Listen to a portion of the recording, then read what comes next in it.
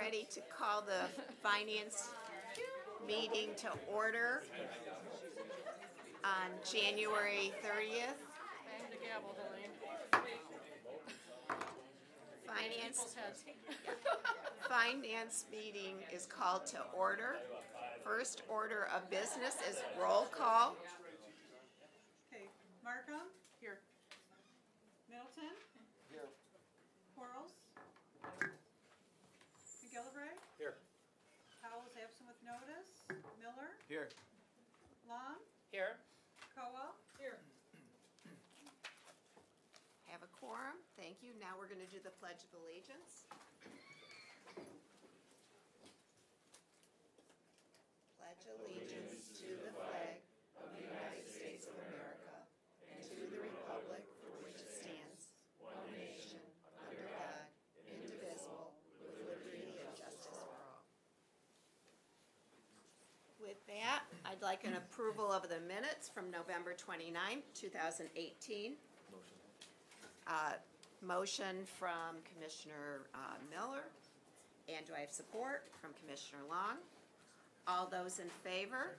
Aye. Anybody opposed? Thank you.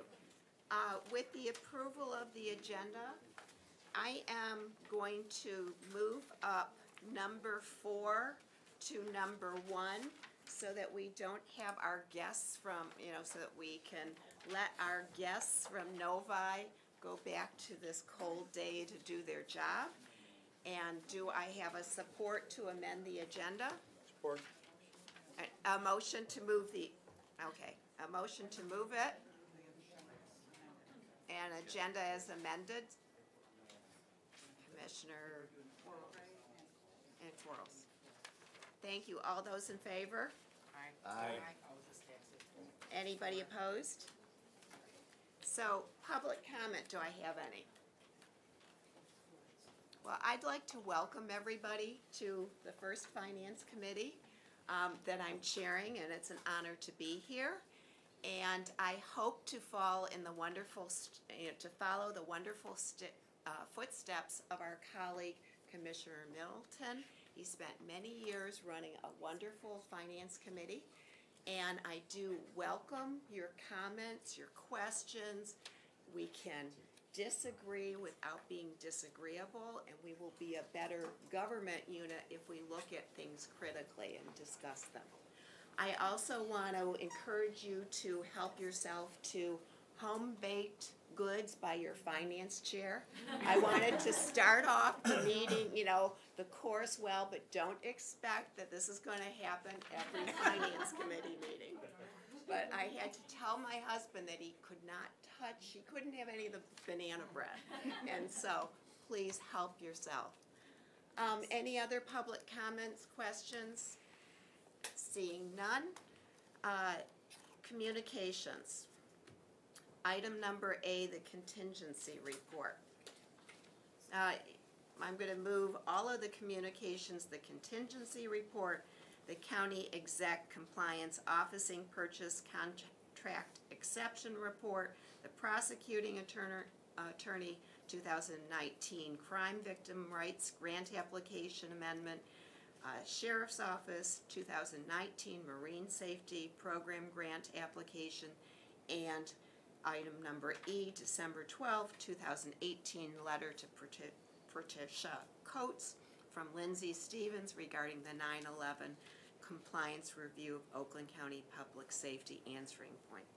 Do I have a motion to move it, to receive and file? Support from Commissioner Long, Miller, and we don't have any. Yes. Yeah, on the purchase agreements, item number 8, no, it would be the compliance purchasing. There's one for water resources for $7,000. And the way I read it was that we used to take these meters and they upped the rate. Wasn't there some notification that the rate increase went from 39 cents or something to $3.50? Yeah. Is there, Okay, you wanna, Commissioner Middleton, please Dan come Wilson, and- Manager for WRC Operations. We had been working for several years with Great Lakes Electronics, and the price was 39 cents a pound as it states. We did not receive any notice. We dropped the meters off, got our weight ticket, and when we received the price, we contacted them to have them returned. They'd already processed them. We're in the process now of finding another vendor, so we'll not be using them in the future. Purchasing, that, we just got stuck with that. That one, yeah, because it was after the fact, they had already had dumped it off, so that our buyer's helping them to obtain, a better vendor and look at a more competitive rate. Okay. Commissioner I guess- Kowal? I'd like to ask, first of all, if the batteries are not, if you have to go through a special process to get rid of those, what about the rest of the unit? I mean, my understanding is, and I'm sure it doesn't qualify in this case, but you can actually make money off of turning things in for electronic recycling. Amy Pluff was our chief water engineer. I'll let her Please have a respond to seat. that. Oh, you're at the microphone. Welcome. Thank you. Yeah, it's the reading device that we use to monitor the water meter, so we don't have to go in the home to read it. So it's mounted on the outside, and it's a fully sealed unit, so there's a battery in there, there's a control panel, there's other things in it. So as part of that, it's part of they have to kind of destroy the unit to extract those things, so it's not a free service because the individual components are not immediately available, like that type of way. Any other questions?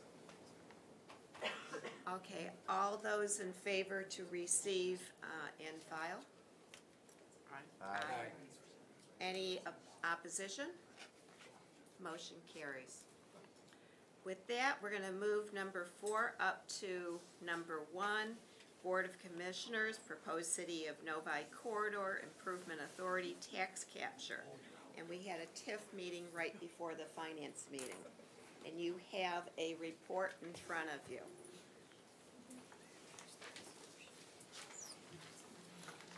Okay, you have the report and the resolution attached that was in our packet. Thank you, we wanna welcome you. Thank you. Be happy, Pete Auger at the City of Novi, City Manager, my Assistant Victor Cardenas, and Dan Hunter, Deputy Director with Economic Development. 1 second, I need a motion, and we're gonna have Commissioner Markham move it, and second, I'll have Commissioner Long. Okay, We're happy to answer any questions. We just, we're at the ad hoc committee.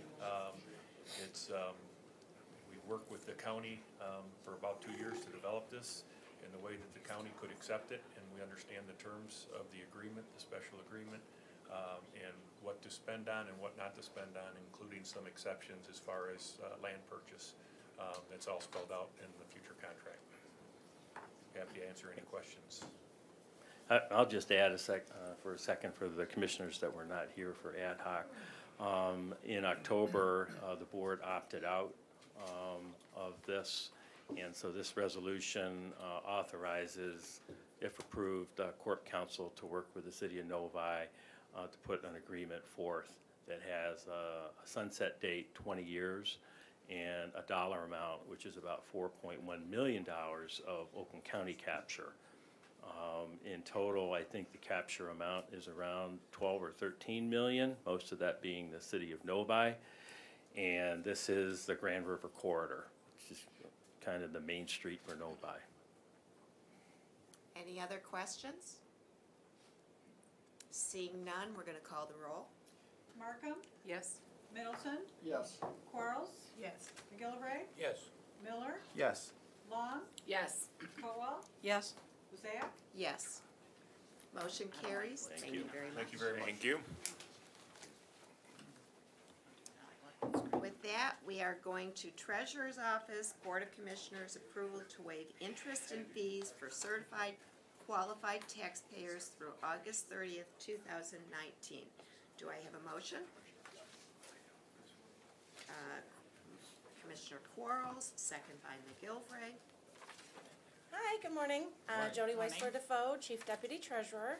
I do apologize, Andy Meisner's at a county treasurer's conference up in Gaylord, where I think they're expecting 6 to 12 inches of snow, so It's even colder there. we'll see if he makes it back. But anyway, we are here this morning about a resolution that comes to this committee annually, requesting 2 months to waive interest and fees for eligible taxpayers that are defined under this section of the statute, that are seniors, veterans, and disabled members of our community who request a summer deferment from their local treasurer. So it's really approved at the local treasurer's office, and then when if they're unpaid to the local treasurer, they're turned over to us in March. We ask that we are waiving the county's interest in March and April, we usually have, I think last year there's 332 people countywide who requested this deferment. And usually between 60 and 80% of those people end up using this authority to have their interest waived and pay their taxes off with their income tax return. Commissioner Long. Okay, I thought I heard the treasurer on the news on maybe WJR or something. Are you gonna refer for the, now the government's open, but I thought there was something with government shutdown. Are you gonna? So that's not part of this resolution. Oh, this isn't? No, Okay. No, I mean, if they're paying their taxes, isn't this taxes? No, this has got nothing to do. Oh, interest and fees, okay. Yeah. Thank Sorry. you, Commissioner Kowal. Yes, would you have any idea as to how much that added up to last year at Yeah, least? absolutely. What was the budget? Certainly, yeah. Okay. So I mean, it could be up to 30,000 or $29,342, but because we don't get 100% utilization, last year was actually $11,721 over those 2 months. Thank you, Commissioner Quarles. Commissioner Cole asks my question. Okay. Any other questions? With that, I will call the roll. Middleton, Yes. Quarles, Yes. McGillivray, Yes. Howell, Yes. Miller, Yes. Long, Yes. Kowal. Yes. Markham, Yes. Zach. Yes. Thank you. With that, we're going to move to item number 2, Board of Commissioners Assistance for Oakland County Residents Suffering from a Food Emergency due to the federal government shutdown. And do I have, Commissioner Miller is moving it, do I have support? Commissioner Quarles, and we have Commissioner Woodward to present this. And then there's amendment. Sure, yeah. I mean, just for clarification and explanation, we introduced this resolution. I think all members know that we formed a special committee to develop a plan in response to food insecurity issues raising out of the federal shutdown. The good news is the government's open. The concerning news, it's only for 3 weeks, guaranteed for 3 weeks. And so, even though I think I'm more optimistic based on press accounts that the issue will be addressed, I do believe that the food insecurity issues are still genuinely real. The whole purpose of the special committee was to develop a plan in response to food insecurity. We have almost 20,000 women, infant, children that receive food benefits through WIC. An additional 60, almost 70,000 who receive SNAP benefits, and those benefits were at serious risk of being paid in March. Now, what does the 3-week reprieve do? Does it reset the clock and then can put us and starting at day 1 of the equivalent, which would push us further down? That's all possible. But the special committees, as you know, is myself, Commissioner Jackson, Commissioner Taub, still going to be tasked to finishing their report by the end of February on how to respond to these things. I think it's actually just good to be ahead of it instead of being reactive to these issues. What this resolution does is assign some fund balance to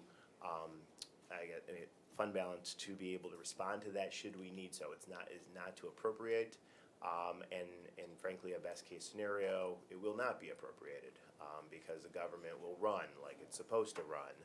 And the need that those critical food services provide to residents in Oakland County will be offered. So, I'm happy to answer any questions. Commissioner Kowal. Thank you, Madam Chair. Thank you for bringing this forward, Mr. Chair. And the question I have, I guess, is if this were to go into effect and if we did step in, would there be some way of the county being recompensated for this? Because, we're not the federal government, we shouldn't be the federal government, and if we were to do this, is it just, what's the recourse there? That's a great question, and I think that's actually one of the questions that the study committee needs to be tasked with. There were a few things, ideas, I think, that other counties were also trying to struggle with. There is there's a program administered under HUD called the Emergency Food and Shelter Program. They actually, because of the shutdown, only half the payments had gotten out to those groups, and those dollars flow to service providers in Oakland County that provide mostly emergency food, in some cases some shelter. They didn't actually have their money. The question is can this, is this a reimbursable act? And I think that's what the study committee needs to be tasked with.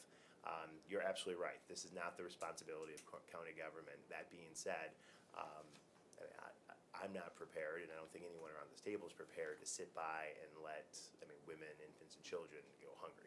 So I think the answer, I think we want to get the answer to that question. Fortunately, again, I think the real risk has been mitigated because the government's reopened. But a lot of states and other local communities frankly put out resources to deal with the shortfall and other things, and some are reimbursable, some are not reimbursable, and what does that arrangement look like? Commissioner Middleton and then Commissioner. Dave, have you got an example of some other communities that have done this or other units of government? Well, you could say that in the state of Michigan was looking. Not on food specifically, or just in response to the shutdown, because it was specifically for what this funded. Talking with my counterparts in Oakland, Wayne, and Macomb, and Washtenaw, that this was definitely a big concern. It didn't happen because it didn't need to happen. Because I guess at the top of my comments, I should have pointed out that the payment for loading up the money on bridge cards and other things for February happened at the end of January. So February, the February food money was on the card. Now there is some concern, however, because it was loaded 20th or so of January. There's a lot of experience. We know that that money gets spent in a very short period of time. It's why it's a economic stimulus, because as a farmer, that money goes out into the food system very quickly. So there is some concern that that happened now, but is there going to be a rush on food banks and other things towards the end of this month because people moved through it, or it wasn't clearly communicated as your February payment came earlier, and those types of concerns. I think we mitigated, so no one actually had to move money to underwrite the cost of this, so that because the shutdown didn't go, frankly, if it would have gone another 3 weeks, we probably would have been in that dire crisis mode. So it hasn't happened, and to my knowledge, no one moved money because there was no need to move money at this juncture. But we came incredibly close. We all know that this is the longest shutdown in U.S. history, and had huge ramification and cost billions of dollars. Projected billions of dollars of economic loss. Much of that's not recoverable. That can't even be injected back into the economy. And so I think it's appropriate to think about this proposal, this resolution, as a contingency plan should things don't stay on track as they currently are. And I think it's actually appropriate. Things are moving in the right direction, seemingly, and hopefully it continues that way. Thank you. This committee that's appointed, when are they going to report to you, or? It's going to report to the board. They have a February 20th deadline. The reason that deadline was picked because if we need to do something, then and if there was an appropriation need or a funding need or a funding gap or a bridge, whatever. I think all those options need to be considered. That there would be time enough to act before March 1st rolled around. Thank you. With that, Commissioner Quarles. Thank you, Madam Chair. As I was reading the resolution last night, this is more of a contingency plan in the event that the shutdown, and now, if it reoccur, and to ensure that families in Oakland County are not suffering. So that's point one. Then my question is, programs such as SNAP,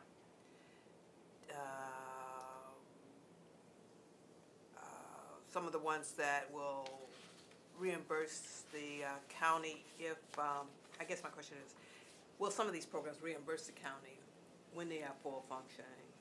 Right, and Commissioner, I don't know the answer to that. I think in the special committee, that is a question to ask. I mean, WIC, we have a little bit more say, and because we administer, I mean, we play an administration role in that. SNAP obviously is through the state, and so, I mean, it could be complicated. And the reality is that we don't have enough resources to replace the federal government's role in this. The whole point of this was trying to respond to an emergency. I think the longest shutdown in history, and tens of thousands of people being in serious danger of food insecurity issues, or a capacity issue for our food banks to be able to take on the additional need was presenting itself. It's mitigated in the short term, but I mean, it depends what Congress does, and hopefully we stay on the track. The government stays open. This program, these programs are not in danger of having the resources they need to provide for the families in Oakland County. Yeah, well, I thank you for bringing it forward, because we do want to make sure families within Oakland County are taken care of. By being proactive. Thank you. Commissioner Powell. I just wanted to thank Dave for even considering such a policy, or this, because I have siblings and family members who were dearly impacted by this delay in the federal cutting of food stamps. And yes, as you said, they've gotten it, they've spent it, and now we are in trouble moving forward. So I don't know if any of you have dear friends, family that you all know who is in this predicament, but it's serious. And when you gotta make an option out of buying medication or feeding your kids or transporting yourself to work, those are the things that my siblings, now I have two, that's the stuff that they have to deal with. So based on this being just a contingency, just in case that happened, I think that I plead that we all support this just in case for those type of families. Because it's not just mine, and I don't know if any of you know of anyone, but it's serious out there. Thank you. Thank you. Commissioner Middleton. Yeah, I move to postpone this resolution until next week. Okay, and do I have support for that? Caldwell. Okay, and we need to take a roll. Is there any discussion on that? Just from the testimony and Dave has given, many times you've said, and we don't know yet, we don't know yet. And you've got a committee given a report to the end of February. They should have collected some information, so you would be, could be more positive on numbers, and then the government shutdown has ended. I mean, when you wrote the resolution, we did have a government shutdown. Today we don't have one. So, that's why I'm asking for the postponement. Okay, with that, are you done, Tom? Yeah, I'm done. This is just on this to Right. delay it. I have Commissioner Miller first.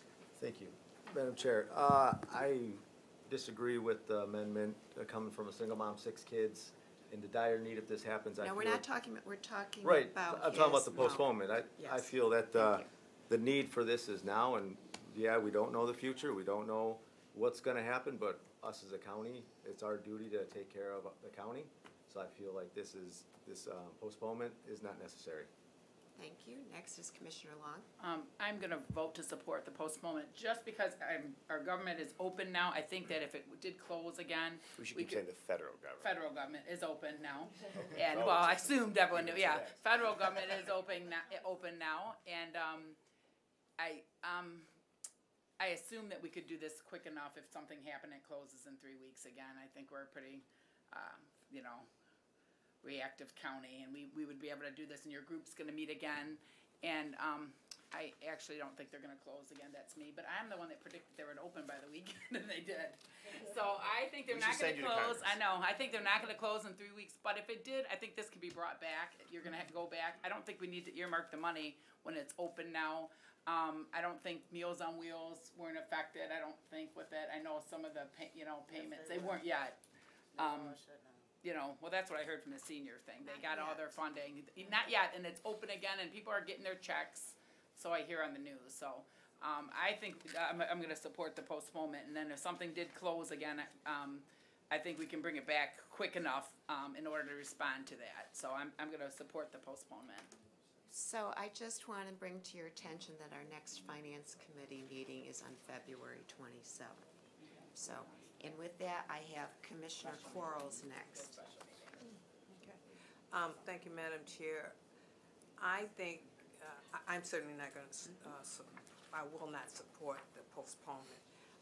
This is before us, we don't know what is going to occur in the next couple of weeks. I would like us to have this available so that we can take action right away, so I will be supporting the resolution. Thank you. With that, I have Commissioner Powell next, I'm okay. and then I have Commissioner Kowal. Thank you, Madam Chair. Seeing, I guess, as it took, the government was closed for 35 days, right? And it took how many days before it would, if it dragged on till the end of, or beginning of February, then these things would have gone into effect. So I'm assuming that if there should be another government shutdown, that we would have enough time to react to that before WIC and all these other Meals on Wheels would be impacted. I don't know. Well, we I mean, did. I don't know if it's a complete reset of 35 days. I mean, Madam Chair, if I may respond. Please. I don't know if it's a complete reset of is it starting on day 1 and going, or is it starting on day 20 and going? I mean, when it's reopened, there obviously is a huge amount of backlog. Moving these resources, I'll be honest, I don't know. I think it's important to realize too that this proposal is not appropriating the dollars. It's just basically assigning the fund balance dollars to be available for such a thing, which if the future after the report it was not necessary, then we can eliminate it. So I don't think there's any reason to justify postponing. I have Commissioner Markham. So I'm just not real clear on the timing. If we postponed this and then decided we wanted to do it because the government shut down again, that could happen before our next Finance Committee meeting. Correct. So we would have to wait for the Finance Committee to approve it, and then it goes to the board. Is that correct? We could have a special meeting, but Or we could have a special Finance Committee meeting? Yes, but it is Okay. more cumbersome to get people called in, so. Right, okay, that was, just the logistics of that was my question, thank you. Any other discussion on this motion to postpone? With that, seeing none, we'll call the roll. McGillivray? No. Howell? No. Miller? No. Long? Yes. Cowell? Yes. Markham? No. Middleton? Yes. Quarles? No. Zach? No. So motion carries. All right, motion fails, and back to the original motion. Now, there's an amendment to be presented before you, and it says, insert after the now therefore be it resolved. Be it further resolved to transfer the $1 million from the general fund unassigned fund balance account to a federal shutdown food emergency response assigned fund balance account. Be it further resolved, no budget amendment is required at this time. So I have, Miller is moving that, Powell is supporting it. Okay, discussion on this amendment. Yes, Commissioner Kowal. I guess I'd like to maybe see some language in there that would be I mean, is this just gonna be out there forevermore if the government shuts down, or is this, you know, is there any time limit on this? Once we move this money into this account, it's gonna sit there. Is there some provisional language that could be put in there to, I guess if the government doesn't shut down, maybe they'll put provisions in place to, you know, that says the government can't shut down. How about January So 20th, what's the, you know, kind of walk back on this, you know? I mean, I think we can assign and unassigned fund balance as we see fit. So if you like to, I would be interested, I would like broad bipartisan support on this, and so if you would like to put a time limit, I mean until a certain date, I would be open to that. We would actually go through the process of assignments again with year-end closing process. So my understanding then is that part of the year-end closing process, assignments, continuing assignments, changing assignments would already happen. So it would roll off, ideally will roll off the books. I mean, as an assigned balance, because it will not be necessary. Any other discussion on the amendment? Commissioner Milton. Yes, on my iPad, I'm having a problem. If I hit on resolution 1901A. You're getting the brownfield. I get the brownfield. Well, go And so scroll up. this amendment doesn't apply to that at all. I know, I'm getting the same, Where do I'm I- getting where the do I same find thing. it? If you scroll up on your agenda, It's page 112. you will find this. Okay. Yes, when You're I, not the only one. Okay, and there's only, there's two of them. Now, there are on. yeah. Why is that why is the amendment different than the original resolution? Where is the change? It got handed out. This is You- a proposal. Yeah, I've You got got- it here with me, He's saying here, but here. I'm trying to Here. compare it. Oh, Here it is. go after the number of So,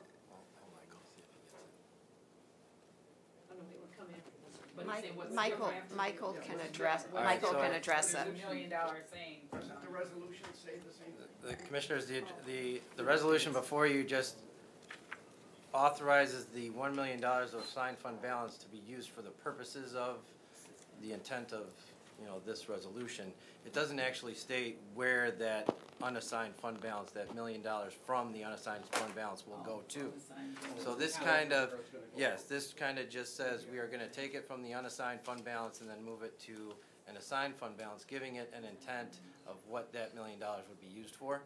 And then also, because a separate appropriation will come at a different time, if so be, then the be it further resolved, no budget amendment is required at this time, is just language that we have in there that covers us in that aspect, so. Any more discussion on the amendment? Okay, with that, let's call the roll on the amendment. Howell, This is On the on the amendment. amendment that that, was handed out. Yes. okay. Miller, Yes. Long, No. Cowell, Yes. Markham, Yes. Middleton, No. Quarles, Yes. McGilvray, Yes. Zach, Yes. Motion the amendment carries, and now we have the motion before us as amended. Any discussion on it? Not, call the roll, please. Quarles, Yes. McGilvray, Yes. Howell, Yes. Miller, Yes. Long, No. Cowell, Yes. Markham, Yes. Middleton, No. Zach, Yes. Motion carries. Thank you very much. Next on our agenda is number 3, as here really number 4, Economic Development, Community Affairs, Resolution approving the provisions of a brownfield plan for 1200 Auburn Road, City of Pontiac. And Dan and Brad. Do I have a motion? Angie's moving it, it's Pontiac. I wanted to ask some questions to get a little clarity on this. 'cause Okay, I so don't who get- wants to move it? Yeah. I'll move it. Commissioner McGilvray and Commissioner Miller supporting. With that, Dan Hunter, Deputy Director with Economic Development, and Brad Hanson, Senior Business Development Representative. Before we get started, I want to give big thanks to Dave Heber and his group. Gary Ritchie looks at all of these from an equalization standpoint, and very, very helpful. This is a project in Pontiac, just south of the Silverdome. Peninsula Plastics started in 1980, very, very small in Rochester Hills. And they're presently in Auburn Hills with about 100,000 square feet. And they're expanding to this facility in Pontiac that formerly was a beer distribution facility on Auburn Road. Adding employment and investing anywhere from $8 to $10 million in this project. So Peninsula is a plastics company in the thermoforming, and they serve automotive, aerospace, military, and the textile industry. So really diverse company, which is great. We love to see companies that do more than automotive, at least from an economic development standpoint. To go over the details of this plan, I'll turn it over to Brad. Thank you. This is a brownfield plan. As Dan mentioned, the city of Pontiac, it's 13.3 acres on a former beer distribution facility. There was an issue with underground storage tanks on site because of the former use. Those have been taken care of previous to this brownfield plan, so those are not in the brownfield plan. The eligibility for this is the functionally obsolescence of the building. So the building is functionally obsolete. It does not fit the future use of the proposed redevelopment. So that's what classifies it as a brownfield project. The payback period is about 11 years, estimated 11 years. About $350,000 in eligible activities are to be reimbursed to the developer over those number of years. Peninsula Plastics has estimated or put together a development agreement with the city of Pontiac saying that they would be able to create 40 jobs or 25 jobs over the next 3 years for city of Pontiac residents. So that's an agreement they have with the city of Pontiac, part of their PA 198 tax abatement through the city of Pontiac. So that's a positive sign for the residents of Pontiac. And like I said, it's an 11-year payback period to the developer of $350,000. thank you. Commissioner Powell. You had just stated that they were given how many jobs again? They, Did they agree on? the development agreement, I believe, says 25 jobs over the first, for over a 3-year period to city of Pontiac residents. And that's an agreement they have with the city of Pontiac. Okay, and then you said, okay, and just could you elaborate on a brownfield project, like what is that? I know, I've heard about it, but I don't know the details. Sure. A brownfield project is any parcel of land which is either a facility which is contaminated or functionally obsolete or blighted. They can qualify as a brownfield project. When you qualify as a brownfield project, we put together a brownfield plan, and there's eligible activities that can be reimbursed to the developer to make it even with developing on a green piece of land. So you're looking at cleaning up the contamination, interior demolition or building demolition if the building is functionally obsolete or blighted, those types of things. Vapor barriers are now a more common thing you'll see with contaminated parcels just because of the vapor intrusion into buildings, so you see a lot of vapor barriers. Okay, and this was the Huber Distributors property, right? Correct. Okay. Yep. All right, thank you. A couple of other examples in Pontiac that you would know. On Woodward at South Boulevard, the M1 Concourse Car Condominium, that was a project that the Brownfield Authority and the board approved, probably about 4 or 5 years ago. Downtown, brand new AUK construction company right there inside the loop was another project that had soil contamination fairly substantial. So as Brad said, this is a tool that kind of levels the playing field with some of these older industrial sites with a green field. Very successful. I've also brought some progress reports that the projects we've done over the last few years, so I'll hand these out. Thank you. Thank you. Any other questions? Seeing none, let's call the roll. Miller, Yes. Long, Yes. Kowal. Yes. Markham, Yes. Middleton, Yes. Quarles, Yes. McGillivray, Yes. Howell, Yes. Zach, Yes. Motion carries. Thank you very much. Thank you. Thank you. Thank you. Next, we have a presentation from Management and Budget Department, and it's informational. I asked them to come in and give a quick overview of some of the important things coming before this committee. More than half of our committee is new, and so I thought that we want to set the tone out, so that we can function well. Good morning. Thank you.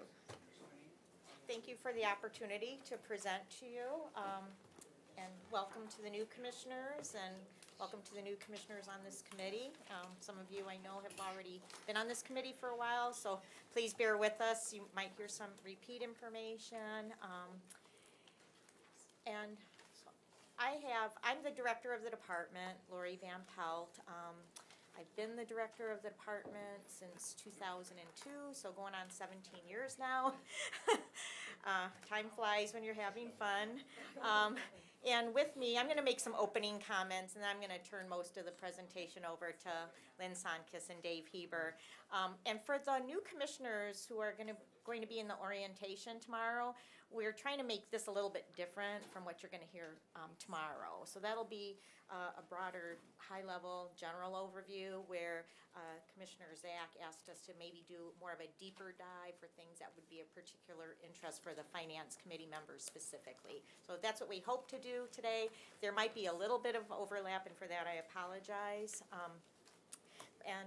If I could just give some introductory comments about our background and some of the initiatives that we're working on, or projects or concerns, I'll do that, and then I'll be turning it over. So I just want to point out some of our backgrounds for the people at the end of the table here, so you have an appreciation maybe for our experience with the county and maybe some of our background. Myself, I've been with the county for over 40 years now. I started as a typist in the 4-H area. And I think you're going to hear something similar from, with Dave and Lynn as well, in that, and Dave has been here going on 25 years this year. Lynn has been here going on 28 years this year. Dave started as an assessor with the county, and he is now, manager of equalization. Lynn started as an account clerk with the county over at Water and Sewer Building, and she is the manager of fiscal services. So between us, we have 93 years of experience. So I guess, bear with us, because I think because we have learned so much over our combined 93 years, we sometimes take for granted that maybe all of you understand what we're talking about. So if there's ever a time when you don't understand, please stop us, and we'll be very glad to explain what we're trying to convey to you.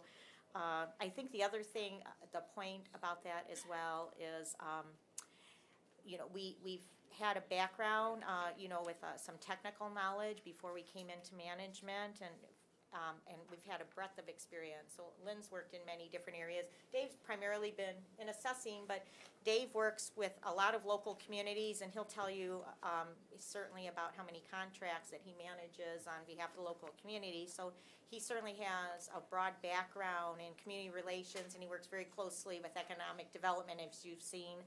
Myself, I've worked in several departments before coming back to management and budget, including 7 years with the Board of Commissioners back in the 80s. I was actually committee coordinator for a while there, and I worked in public health, community mental health, and so I have a little bit of a background besides just management and budget in those departments that management and budget serves.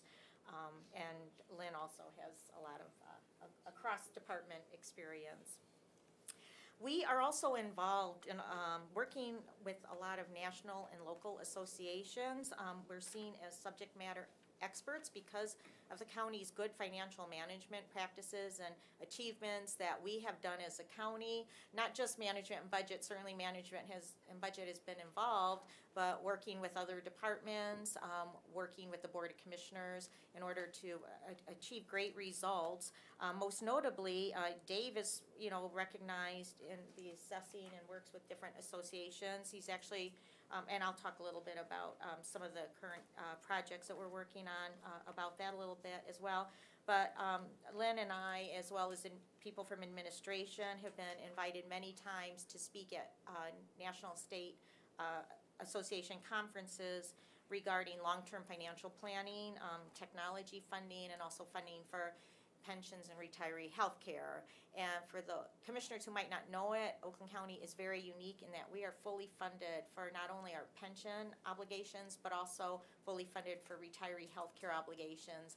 And working across the country with peers, I know of no other entity that has dealt with their retiree health care obligations, such as Oakland County has. So that's something that we all can be very proud of, and certainly the Board of Commissioners has been a strong partner in that.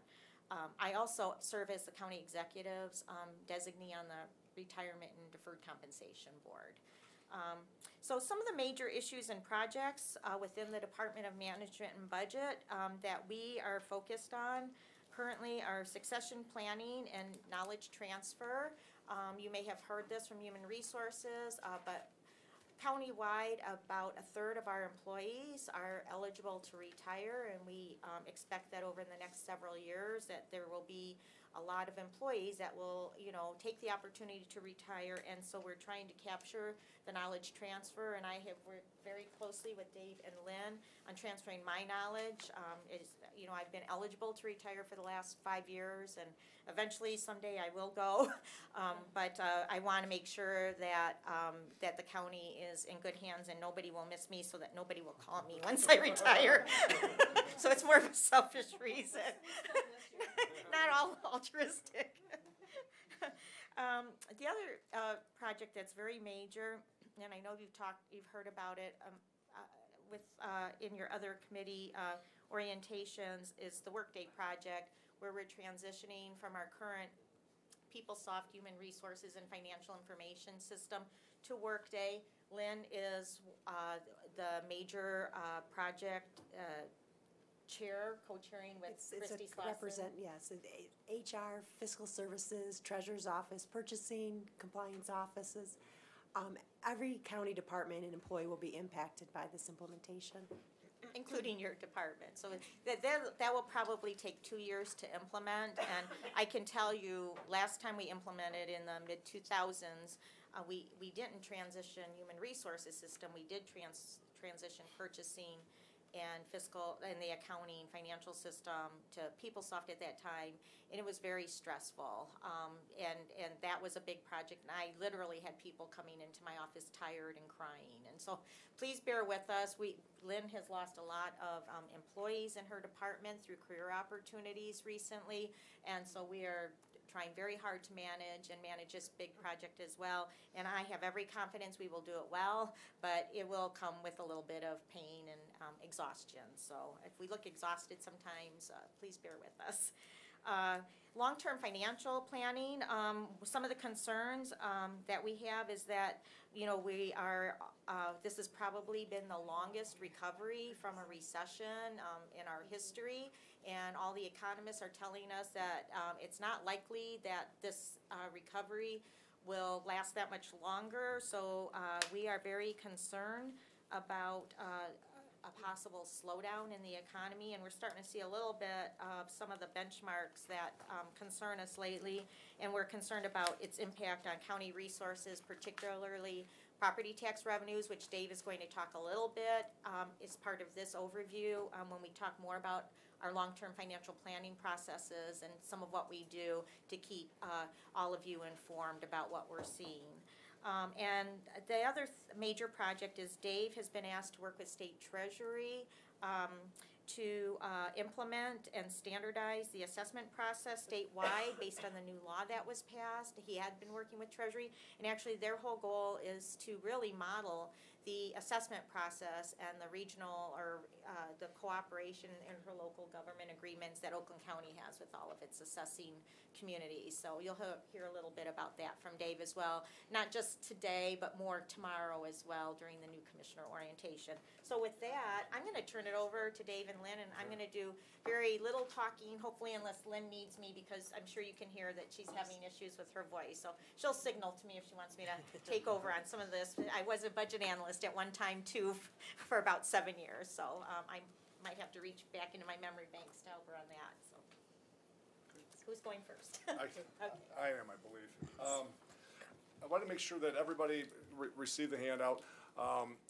Obviously, I put my business card in there, so if there's questions that you think of later, or there's questions that you may have now that you're not comfortable asking, I think sometimes that you don't want to ask in a public forum and maybe want to catch me separately, that's fine. I'd be glad to talk to you on the phone. You can come in and see me. We can, arrange a meeting in your district. That's fine with me. I also put our Proposal A guide, which Proposal A is the constitutional amendment that was passed in 1994 that really is one of the governing factors relative to the assessing process. The other constitutional amendments, the Headley Amendment, that restricts the millage rates. I'm going to touch on both of those a little bit. But again, I'm not going to read this book to you. I'm going to go through this kind of at a high level. I do want to spend some time on the 2018 overview that we provided to the Finance Committee last April that we're working on updating for this year's April meeting.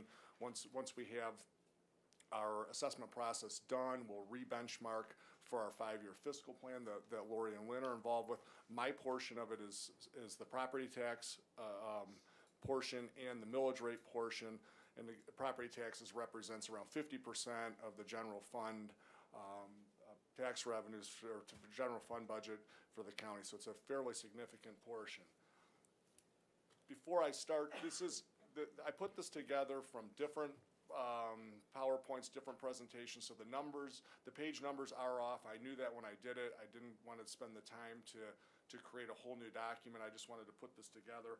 I tabbed it to try to, hopefully we can easily follow where we're going. But again, if there's anything one other thing that I wanted to point out too is that Lori touched on it, that Lynn and my involvement as managers here, we're not, just to be clear, we're not appointed by the county executive. We're merit system employees that we report to Lori, who's appointed, and Lori reports up the chain up to Mr. Patterson.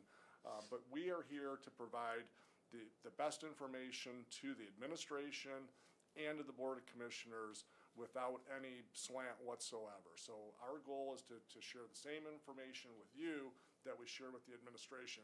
And I was in my current position when we started to see the property values start to decline. Took that to the administration, concerning with what was going to happen with the property tax revenues. I was told unequivocally, do what's right. We will figure out the budget angle separately. So we're not going to do anything to try to manipulate any figures. The market is what the market is. The laws for the millage rates are the laws. We're going to apply those fairly, and the rest of it will shake itself out and be dealt with downstream from my operation. We did the same thing with the Board of Commissioners at that time, and we're going to continue that process. So just to kind of set who's who, I report to Lori. There's some confusion earlier this year that I report to Lori. It's not backwards. I don't know how we got on that. So, and I never said that, for the record. I might joke around, but I'm not going to joke around with that.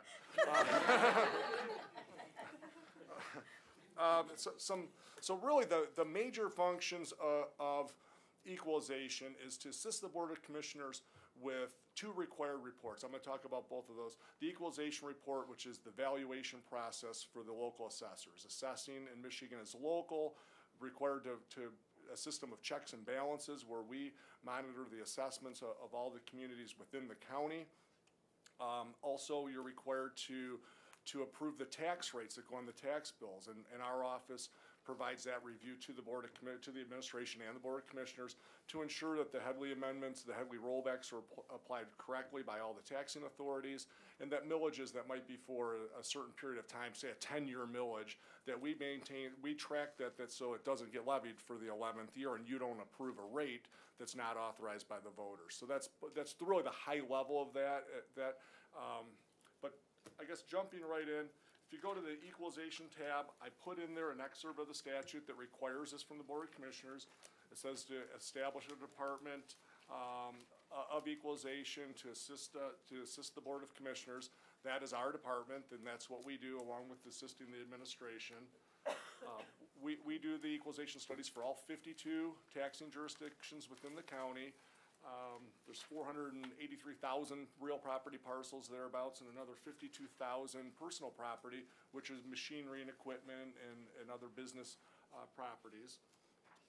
And I'm going to touch on this as well. We have intergovernmental agreements or assessing contracts with 32 of those communities. So our office actually provides that service, similar to the sheriff provides police services to some communities. We provide that, and it's up to the communities. Some communities have their own assessing department or their own assessor.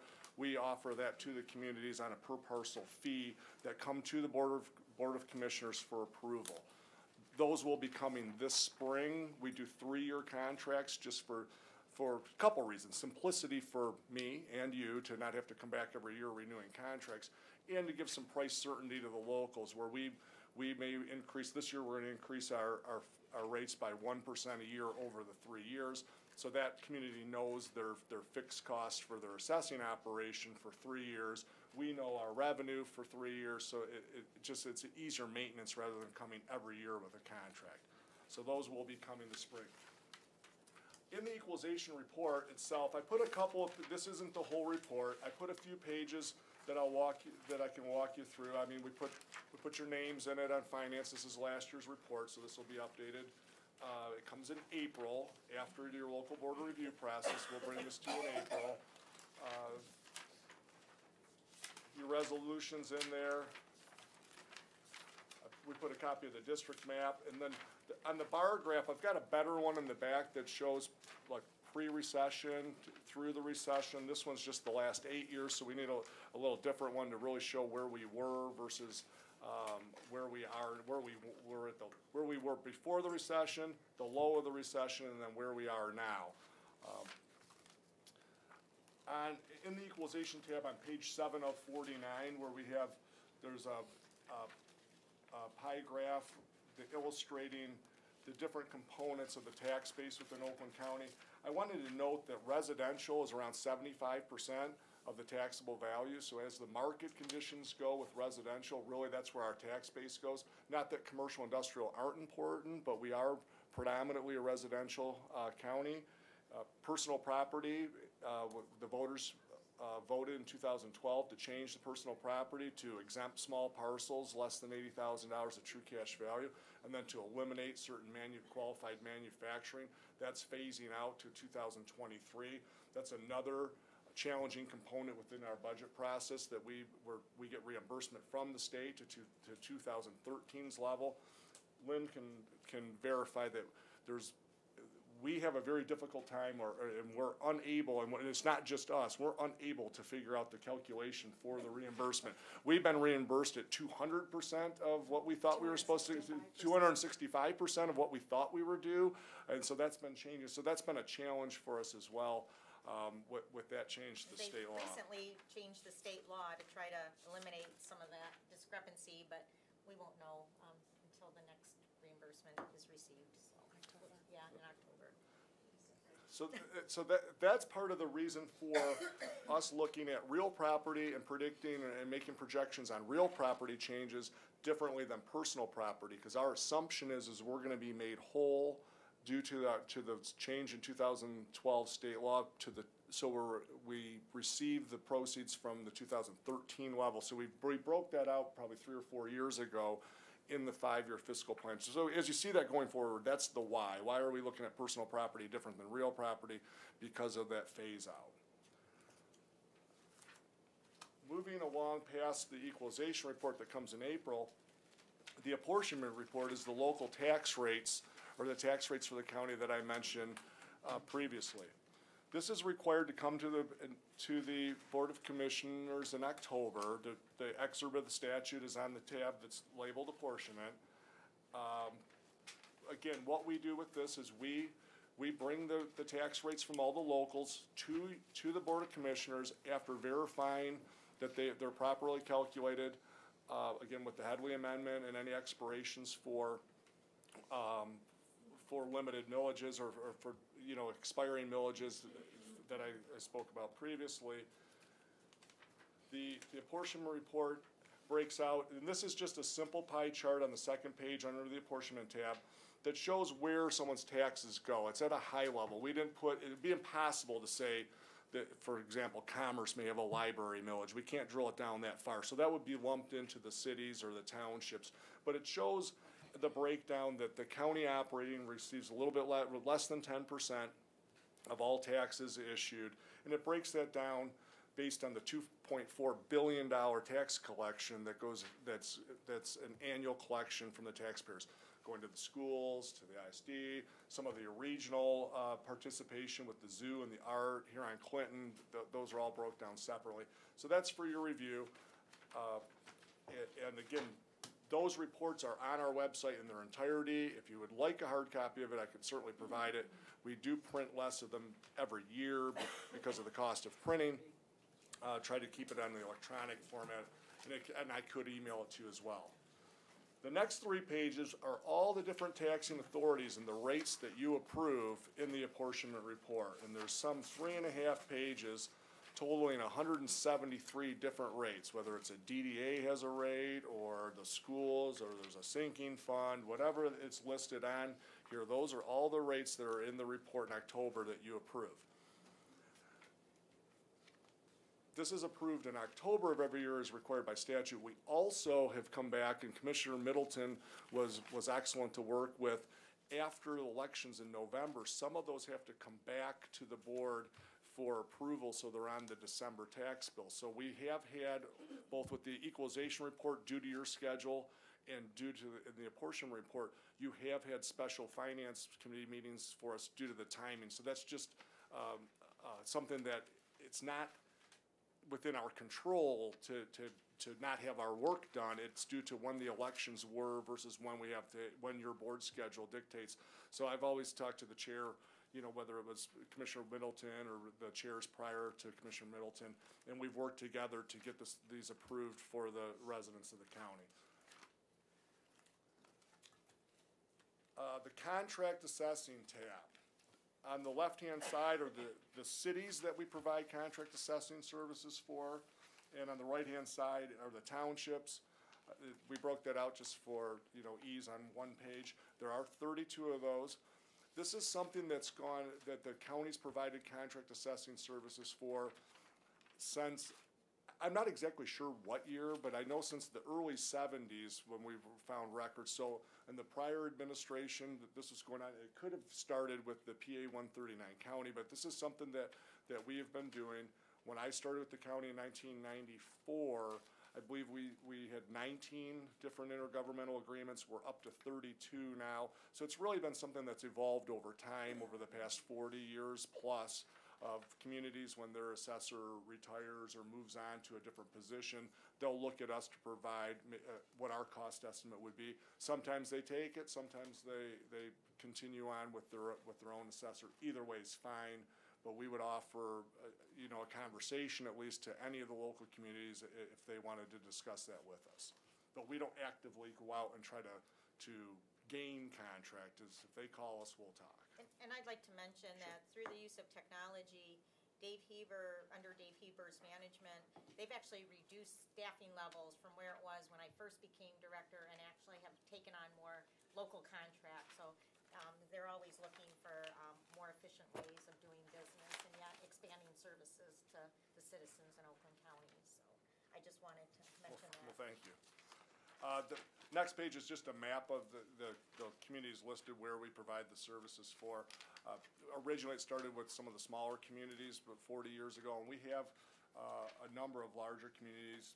Pontiac being one, Commerce being another, Orion Township, Lyon is a growing community.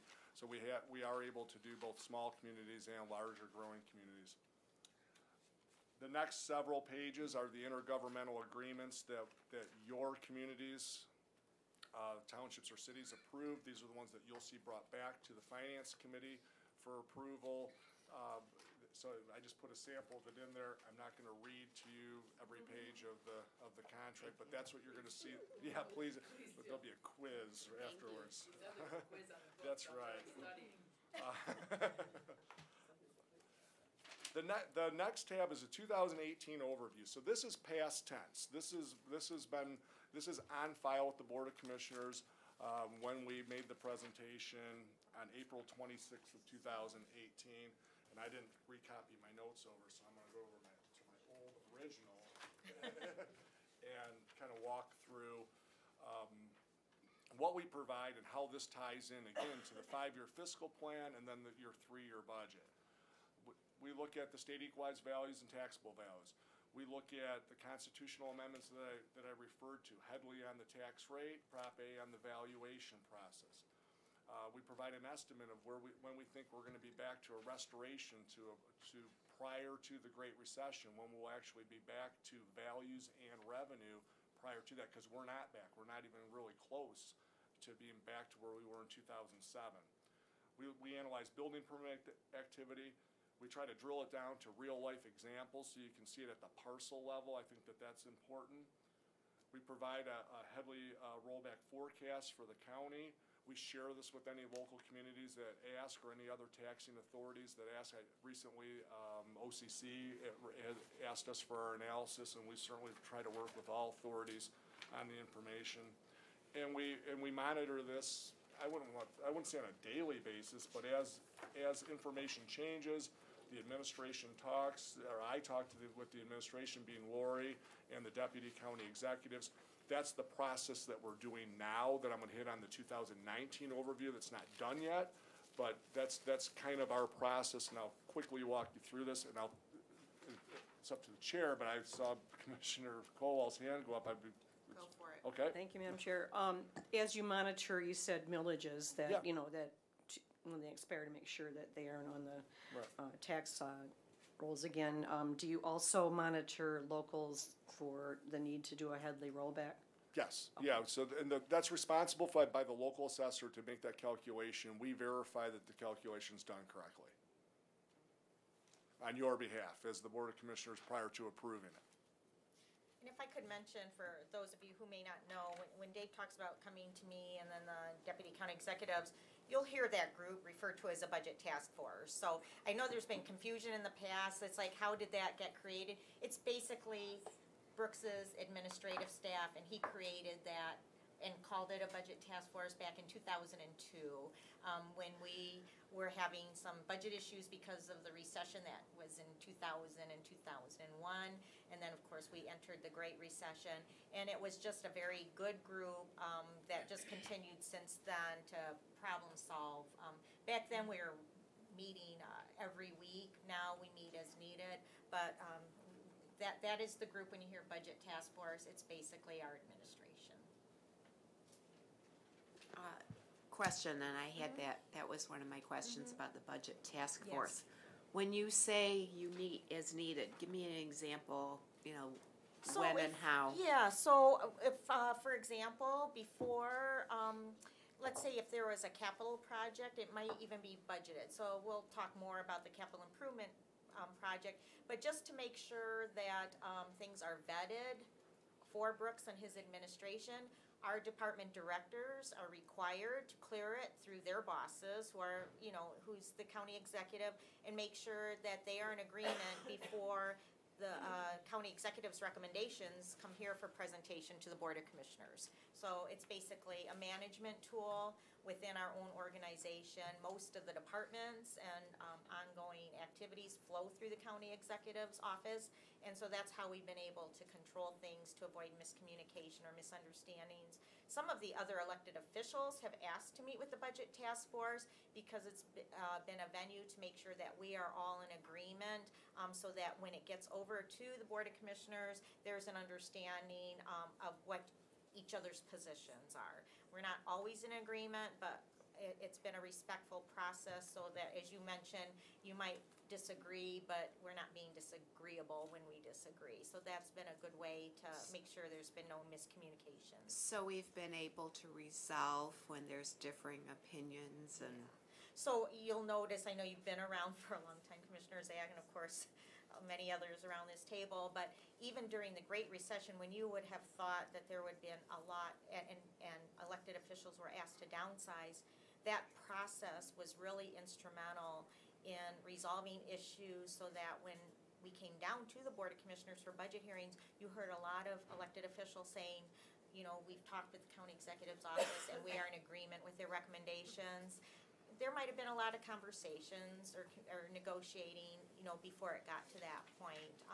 And so that was the process that was used for that. Okay, thank you. Any other questions before we go on? Yeah. When I first came on the board in 2003, I thought the long knives would be out and everybody be fighting over money. But that process made it like everybody came together and got in agreement beforehand. So it really prevented a free-for-all. So I appreciate that. I think it was very instrumental also for actually remaining financially strong. Actually, we became financially stronger during the Great Recession, amazingly, because of all the elected officials working very well together. And that was not unnoticed by the Wall Street analysts. And while, you know, for example, Standard & Poor's downgraded the federal government during the Great Recession, we've always retained our AAA bond rating. We first attained the AAA bond rating in 1998, and we have been able to maintain it during the most difficult economic years in Michigan's history.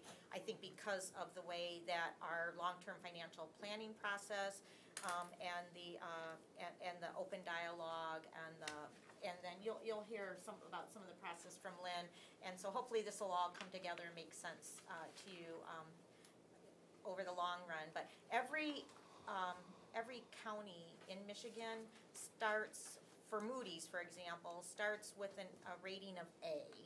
We're AAA. So in order to distinguish ourselves so that we are not average, we have to, and we work very closely with the Treasurer's Office, obviously, when we talk to the bond rating analysts, and with the Board of Commissioners. Tom Middleton has been at the table when we've met with the bond rating analysts.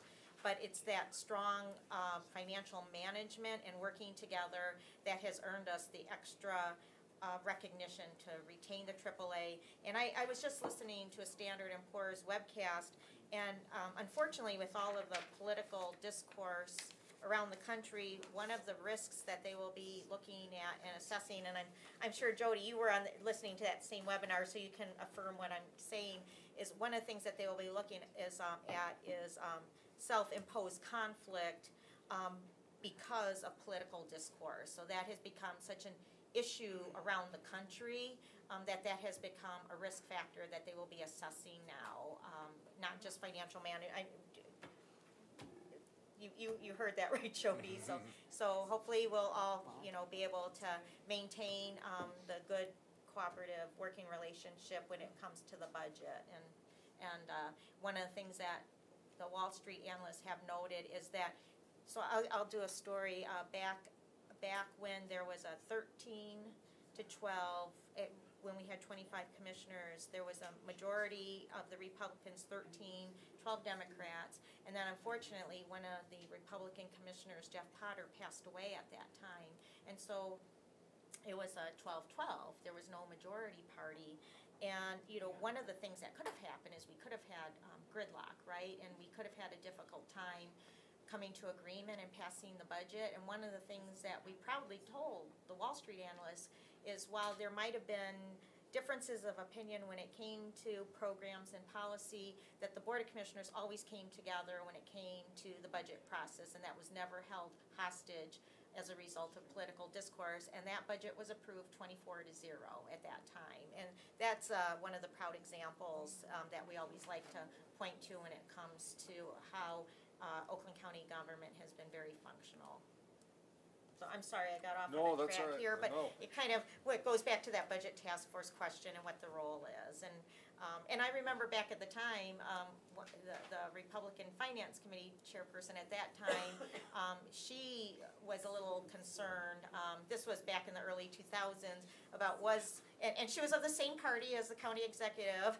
Some of you know who I'm talking about.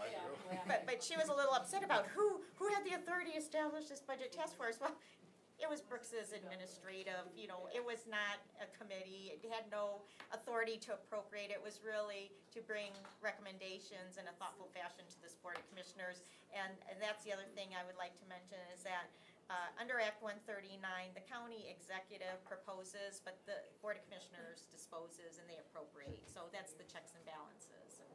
And it was never intended to undermine the authority of this Board of Commissioners. It was really so that we could function well from a county government perspective, so.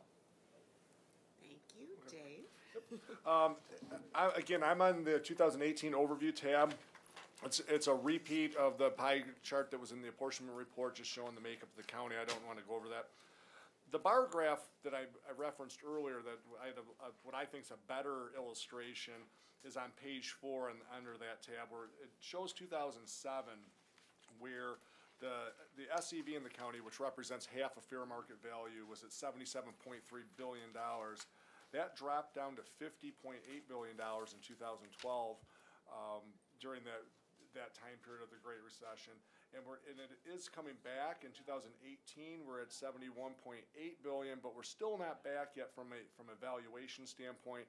And then the Proposal A, which limits increases to taxable value of the CPI or 5%, whichever is less, new construction, and then prior year's ownership transfers creates an uncapping. And that's in the yellow pamphlet, and there's examples at the parcel level that if you're not super familiar with or you've forgotten about Proposal A, you can take a review of that. And again, I'm always available to meet with you or to answer any questions. Continuing on, the Headley on page 5 of that tab talks about the Headley rollback. And I'm not gonna read the slide to you, but the bottom highlighted portion of it says that even though taxable value of a particular piece of property increases at the rate of inflation, the millage rate for the entire community is rolled back as a result of the increase in taxable value of the community. So we're rolling the rates back due to the increase by the community. The net result is less than inflationary increases in actual dollars received in property taxes. Consequently, the 1994 change to the General Property Act has prevented local governments from being able to share in benefits of any substantial market value growth in existing properties. So Proposal A holds down the increase in taxable value, and Headley rolls the rate back. So those are the two that are really challenging and have really affected the property tax base and the property tax collection within the county.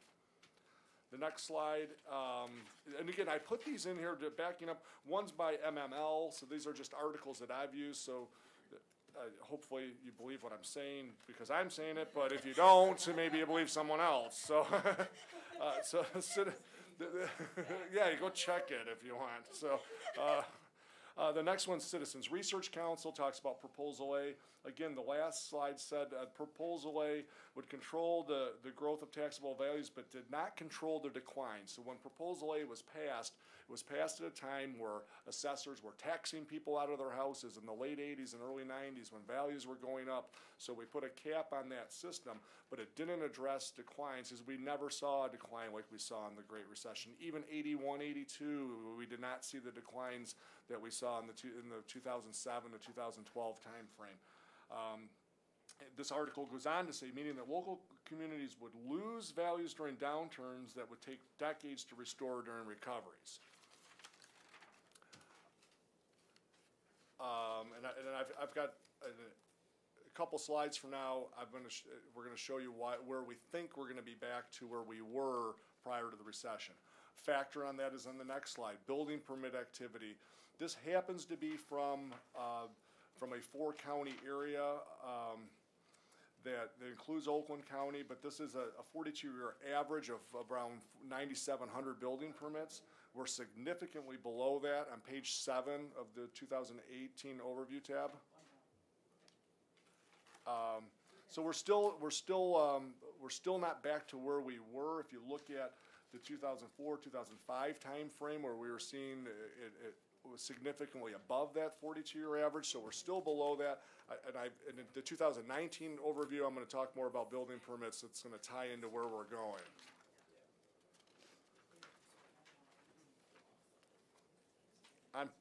On page 8, we've talked about this a lot, and thankfully this is becoming less and less of a topic, but something that we will always monitor monthly as long as I'm here, is that it's the sheriff's deed. This is foreclosures for non-payment of mortgage, not property tax foreclosures that the treasurer's office deals with. These are the non-payment of mortgages that we saw a significant spike.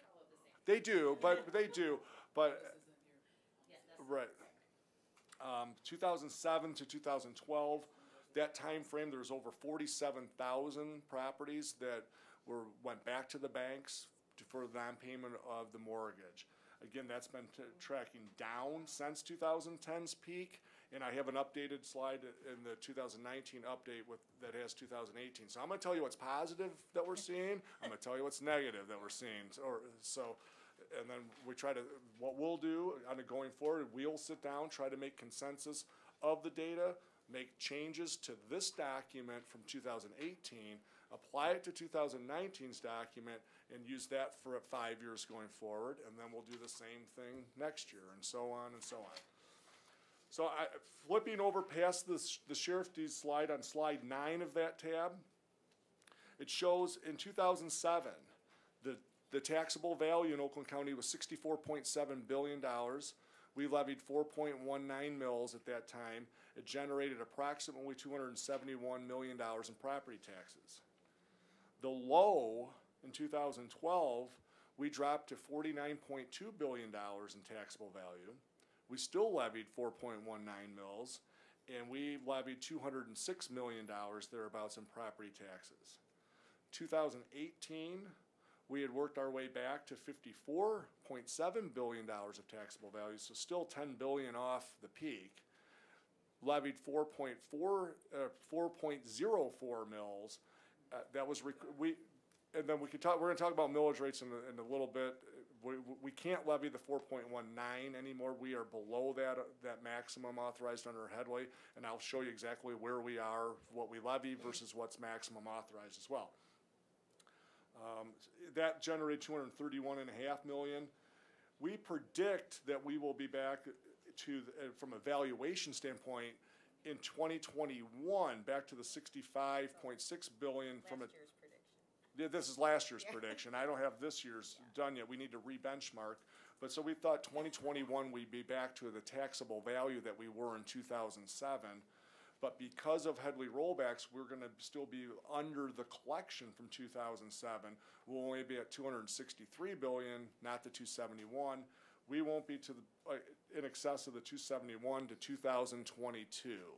That's last year April's projection. It's slightly. And assuming there's no recession between now and then. Yeah, I mean that would be accurate. So.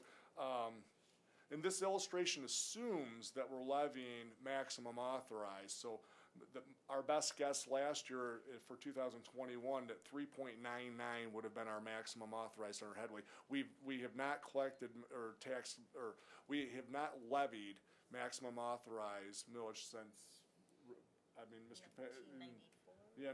The early 1990s. I don't have it memorized, but I'm sure it's on here.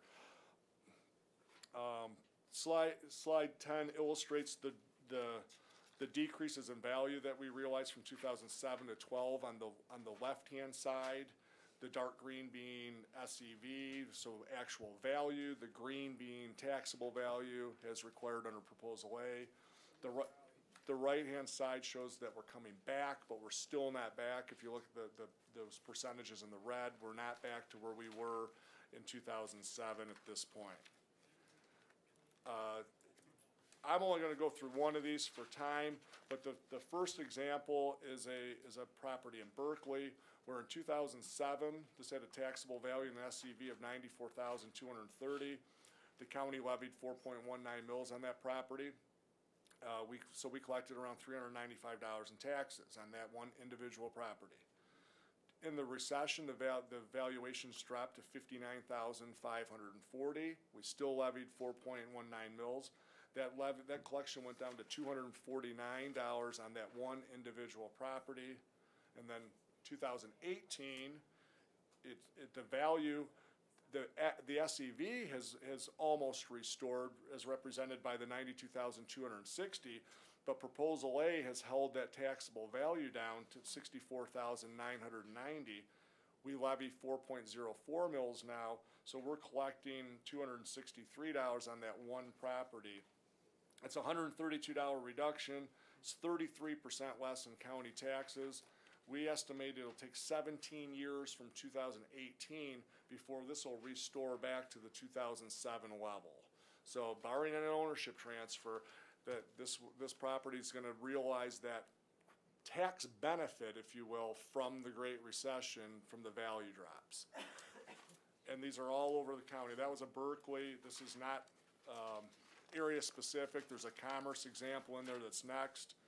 Same example for industrial, commercial. And again, I would be remiss in not showing you how it works if there is a property that transfers. And this is what causes the rollbacks on page 15.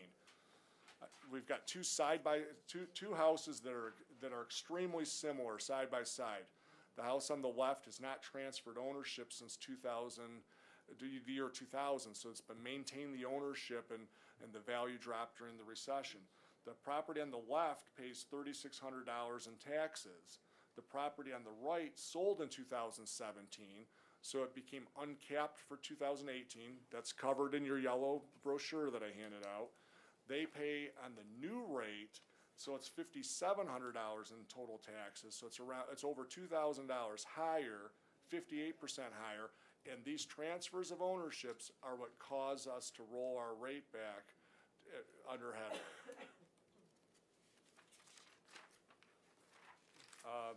The next slide shows is just a graph of our tax rates.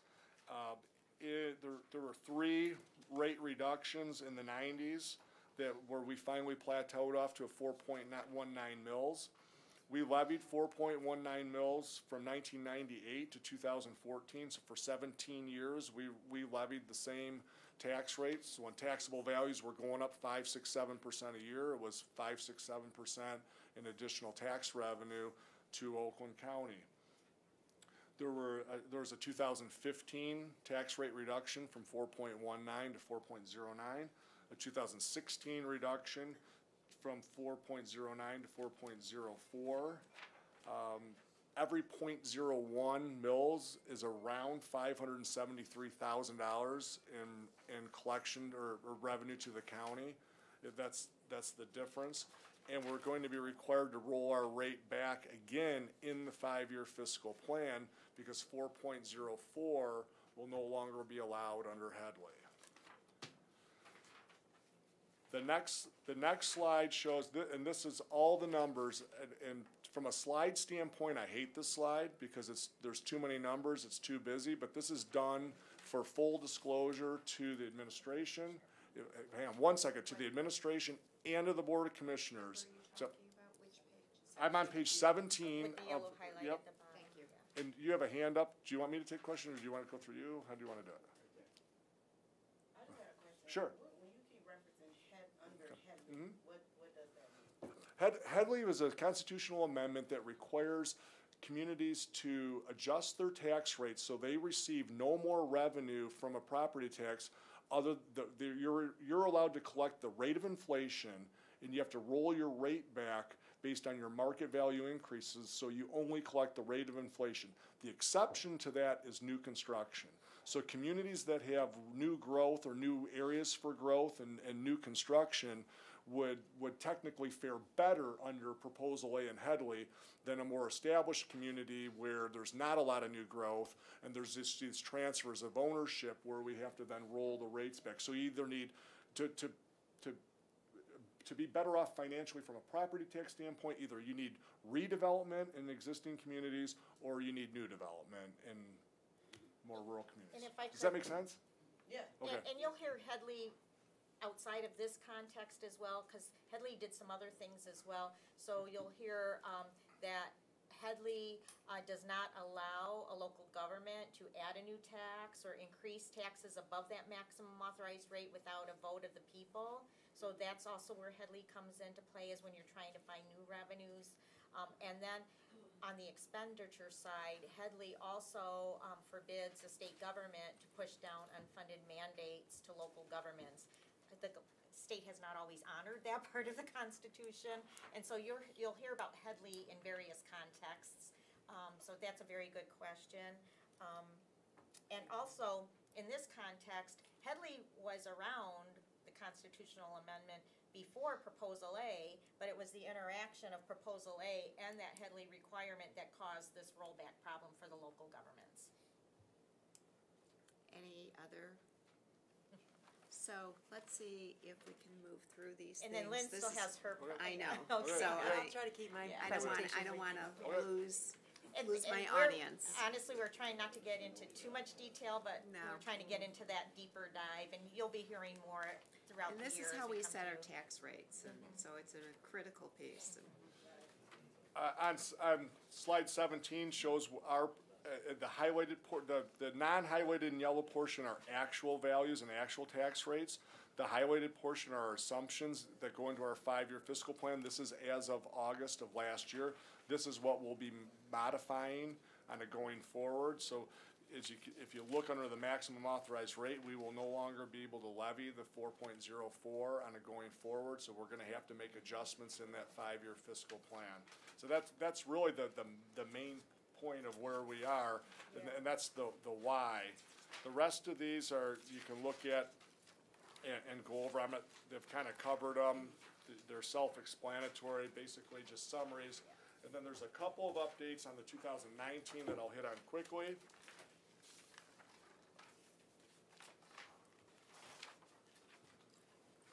We were estimating a increase in CPIs, which is under Proposal A, it's the CPI or 5% at a rate for 2019 of 2.3%. That's actually 2.4, so we were right on with that. But going forward, we were estimating 2.5%.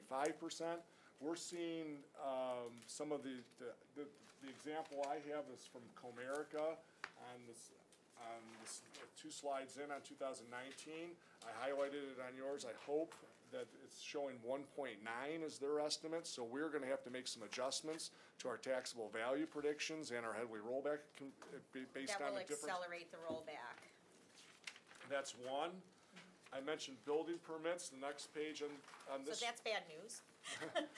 Yeah. The building permits in Oakland County for 2018, January through December, were down 19% over that calendar year. That was not factored into this document. It will be factored into the April 2019 document, so we're gonna have to analyze that.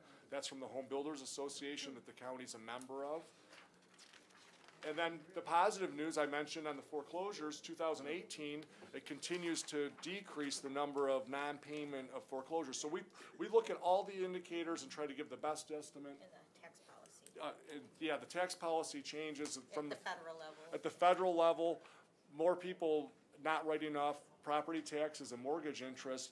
That has not baked into the real estate market yet as to whether there's an advantage of moving up in houses and continuing to transfer properties, or is it more advantage to multifamily housing or renting? That really is unknown yet. This will be the first year people are filing and figuring out whether they should itemize their deductions or take a standard deduction, or how that's all gonna tie in. So that's still an unknown, but a factor that we're It's a considering. concern longer term as far as as Dave mentioned, 75% of our tax revenues comes from residential, and so we're concerned about that $10,000 state and local tax deduction cap.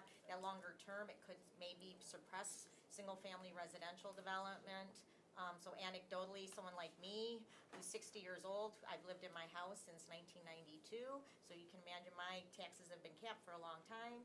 As my husband and I look about, at downsizing, because we don't need, a big house anymore with a lot of bedrooms, we could theoretically downsize and be paying double what we're paying in property taxes. So now that we cannot deduct that, we're actually having honest conversations about, do we just rent an apartment and not take on the risk of losing equity in another home if there's another great recession. So those are the kinds of discussions, that's just an anecdotal from my personal perspective, but I'm hearing it from other baby boomers in our similar situation. So that's kind of scary from a government property tax collection where you depend on the real estate, yeah. So I just wanted to share that as you hear us come forward, those are the kinds of things that we try to take into account when we do our long-term financial projections, which is probably a good segue into Lynn. Can we continue, Commissioner Zach? Okay, all right. Yeah, no, Thank we you. need, Okay. Okay. So obviously what Dave has to provide is very key into our budget development process. And I'm just going to give you a quick highlight. Fiscal Services is responsible for the accounting, budgeting, payroll, financial reporting, and forecasting functions for the county. We handle all financial aspects with the exception of cash management investments, which is done by the county treasurer's office. So I'm going to concentrate just on the financial and budgetary information that is presented to the Finance Committee. To give you just a brief overview of the budget process itself, our fiscal year runs from October through September. It's the same fiscal year as the state and federal government. We start out in February, it's January and February, putting together preliminary revenue estimates for the general fund, general purpose areas, and we will be bringing those to you in March. We usually bring that to you in March each year. We hold budget orientation sessions for the departments in mid-March, mid to late March, where we provide to them their projection for salary and fringe benefit changes that we have worked out within the administration. And we give them their baseline budget, which is more or less a continuation.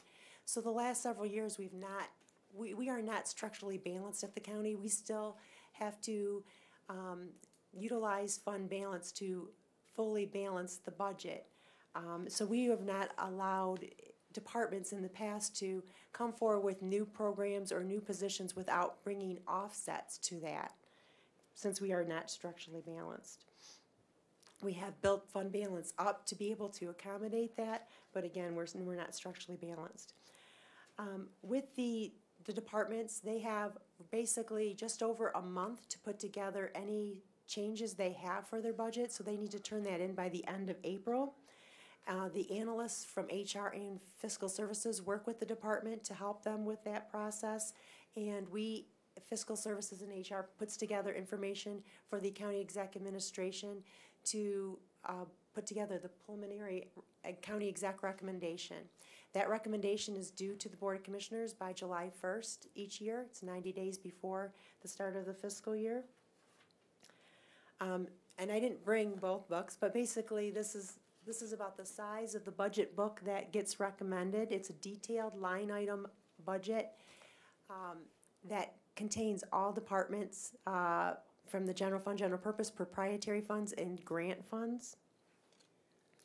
So once we present that in July, there's also a supplemental document that's put together, the categorical analysis and budgetary highlights. This will highlight the budgetary changes from one year to the next. It's used to be used in supplement with the line item budget, and it helps during the budget hearing process that we have. It's meant to help you so that you don't have to try to figure out all of those pages on your own. We point out for you where the major changes are occurring, so. Thanks, Lori. Yeah. So once that's presented, in the past, we have held budget hearings through the Finance Committee. Those usually take place late July and into August. Each department is usually asked to appear before the Finance Committee to go over their significant or any changes or highlight issues within their departments. What we create is a Finance Committee list. This is what we've done in the past, where obviously the budget is not a static process. It's continuing. There's resolutions that continue to happen throughout the process. So we create this list where resolutions have been sent to committee and approved by the Board of Commissioners. That is used to put on the list to say this is what the amendments are to the recommended book. And then there are some amendments that are proposed through the Finance Committee budget hearing process. those amendments are taken up at a budget wrap-up session. Usually that occurs in late August. And if I could interject here, it's gonna be very important for our staff and your staff to work together because your process has changed. And so usually those, this committee used to do fiscal notes so that we could make sure that all of the appropriate amendments are brought before this committee so that this committee could recommend to the board how to amend the budget for each new resolution that came forward. Now that those amendments are being incorporated directly into the resolutions, and some of the departments so far with the new process have not always, they're self-determining right now whether or not it needs review by the fiscal services area. And I think sometimes they think, oh, it doesn't need review, and so you're gonna probably see it, it might be a little bit messy at first where we might disagree and say, no, it does have a budgetary impact. And we're working with Chris and Michael to make sure that those get reflected in the individual resolutions. So it might be a little bit messy at first. So hopefully we'll kind of get the ebb and flow and that will become a little bit more seamless. But this is very important, what Lynn just said, and how it affects your work here in your documents going forward. And so when we do amend the budget, we don't just look at the current year that's being impacted, we look at the 2 out years and we make those amendments and we actually post them in our financial system. So at any given time, we can see the longer term outlook versus just the immediate impact. That's one of those factors where Wall Street gives us the AAA instead of a single A, is this process right here.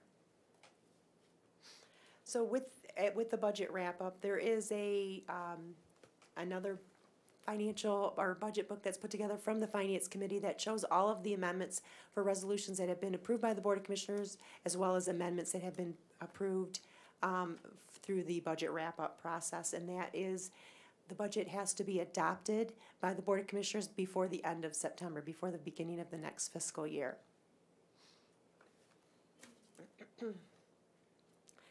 During our budget overview or during the budget hearing session, before we kick off the budget hearing process itself, there is a presentation that is done by myself based on information that comes out of the putting together the recommended budget. I'm not going, you have a handout of this. This was presented last August. You could probably go back and watch the meeting if you want to hear about it in detail. In order to save some time, I'm just going to point out a couple things. When the General Appropriations Act that is included in the budget, we control the budget at 3 categorical levels: personnel, contractual or operating, and internal support.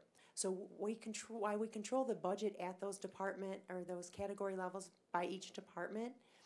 Departments are allowed to go over a specific line item. For example, if they went over in their professional services or their office supply line item, that's okay as long as they stay within their controllable category.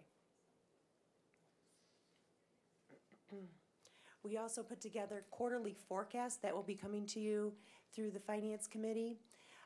We give you a projection of where we think we will end up at the end of the fiscal year for all the general fund, general purpose areas and the proprietary funds.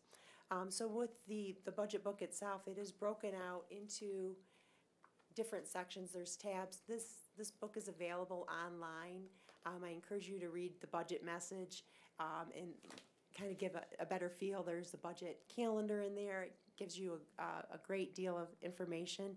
And certainly, I'm happy to take any questions or phone calls later. Can I just also make one other point with the quarterly forecast process that Lynn just mentioned? State law requires us to provide a quarterly report to you. And the state law requires that we report to you what the actual expenditures have been at that point in time. State law does not require us to do that additional step that Lynn mentioned, which is to forecast what the remainder of the fiscal year is projected to and the impact on the financials as of year end. That is also something that we do over and above, and we forecast, you know, not just the current year, but also how it's going to affect future years in that long-range plan. And so that's the other thing that gives us the extra marks to keep the AAA bond rating. So I think, you know, as you learn, it covers all the departments and all the funds throughout the county, and that will give you a good picture as to some of the different programs going on with the county as well. So when Lynn presents that, you might wanna take some extra time in that first quarterly forecast report that you're hearing to understand the format a little bit better and how that goes. Commissioner Middleton has a question. Thank you. And just to point out, one of those forecasts that I remember about this time, February, March, Bob Dado announced that if one of the auto companies go bankrupt, we're gonna have some problems. If two go bankrupt, we're gonna have some serious problems. And everybody at the table looked around at each other and said, what's he smoking? Because, I mean, there was nothing in the news reports about the problems that General Motors and Chrysler were having. And then within 18 months, both Chrysler and General Motors had gone bankrupt. But that's the kind of foresight that projection, the people doing that projections have. And they're very, very credible. And I, having said that, one of the things if Commissioner Zach would allow, I think that Bob Dado is willing to come here and make a special presentation about some of the concerns at a higher level of all these pent-up demands and how that'll affect the state budget and how that might have a downstream impact on local governments.